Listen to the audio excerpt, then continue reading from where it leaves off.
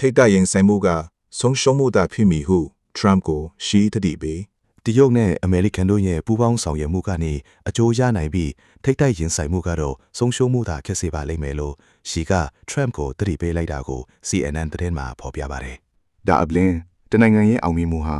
အခြားတနိုင်ငံအတွက်အခွင့်အလမ်းတစ်ခုဖြစ်ပြီးတည်ငြိမ်တဲ့နိုင်ငံဆက်ဆံရေးဟာကမ္ဘာကြီးအတွက်ကောင်းမွန်ပါတယ်။ကျွန်တော်တို့ဟာပြိုင်ဘက်တွေမဟုတ်ပဲမိဖက်တွေဖြစ်တင်ပါတယ်။တစ်ဖက်နဲ့တစ်ဖက်အောင်မြင်တိုးတက်အောင်ကူညီပေးသင့်ပြီးခေတ်သစ်အတွင်းအင်အားကြီးနိုင်ငံတွေဖြစ်အတူတကွဘယ်လိုနေထိုင်ဆက်ဆံတင်တယ်ဆိုတဲ့မှန်ကန်တဲ့လမ်းကြောင်းကိုရှာဖွေတင်ပါတယ်လို့လည်းပြောဆိုခဲ့ပါတယ်။ဆက်လက်ပြီးတော့လဲ Trump နဲ့ဆွေးနွေးမှုတွေပြုလုပ်ဖို့မျှော်လင့်ထားကြောင်းနဲ့တရုတ်အမေရိကန်ဆက်ဆံရေးဆိုတဲ့တင်ပေါ်ကြီးရဲ့ဥတီယာအိုအတူတကွတတ်မှတ်ပြီးလမ်းညွန်မောင်းနှင်သွားနိုင်ဖို့2026ခုနှစ်ကိုတမိုင်းမှတ်တိုင်တစ်ခုအဖြစ်ပြောင်းလဲစေပြီးဆက်ဆံရေးအခမ်းအသစ်တစ်ခုဖွင့်လှစ်နိုင်ဖို့အတူလက်တွဲဆောင်ရွက်လိုတယ်လို့လည်းရှီကပြောဆိုခဲ့ပါလေ။